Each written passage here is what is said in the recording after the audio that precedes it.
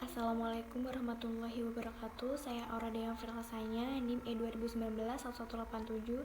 Di sini saya akan menanggapi video dari Bapak Abdullah Nafis yang berjudul Ekonomi Terbuka dalam Perspektif Ekonomi Islam atau Perekonomian 4 Sektor.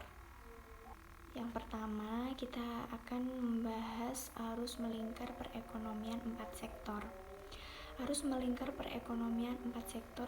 Perekonomian terbuka atau perekonomian 4 sektor adalah suatu sistem ekonomi yang melakukan kegiatan ekspor dan impor dengan negara-negara lain. Dalam perekonomian terbuka, sektor-sektor ekonominya dibedakan pada 4 golongan, yaitu rumah tangga, perusahaan, pemerintah, dan luar negeri. Secara fisik, ekspor diartikan sebagai pengiriman dan penjualan barang-barang buatan dalam negeri ke negara lain. Pengiriman akan menimbulkan aliran pengeluaran yang masuk ke sektor perusahaan.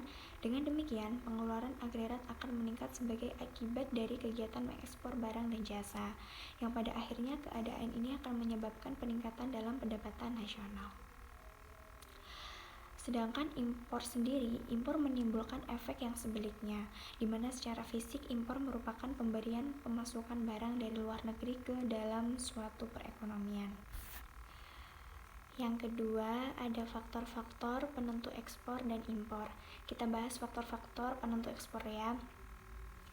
Dalam suatu negara, faktor-faktor yang menentukan ekspor berbeda-beda, karena ada negara yang menjadikan sebagai bagian yang sangat penting sebagai sumber pendapatan terbesar, tetapi di sebagian negara peran ekspor sangat kecil karena tidak dijadikan sebagai komponen utama pendapatan negara. Suatu negara dapat mengekspor barang produksinya ke negara lain apabila barang tersebut diperlukan negara lain dan negara tersebut tidak dapat memproduksinya.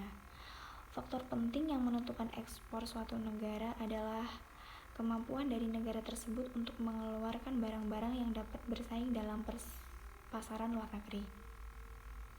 Artinya, barang-barang yang diekspor paling tidak dapat atau bahkan melebihi kualitas serta keistimewaan dibanding barang-barang yang diproduksi dalam dan diperjualbelikan di pasaran internasional.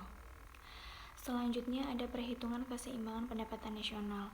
Dalam perekonomian terbuka, barang dan jasa yang diperjualbelikan di dalam negeri terdiri dari 2 golongan barang, yaitu yang pertama yang diproduksi di dalam negeri dan meliputi pendapatan nasional Y, dan yang kedua diimpor dari luar negeri. Dengan demikian, dalam perekonomian terbuka, penawaran agregat atau AS terdiri dari pendapatan nasional Y dan impor atau M.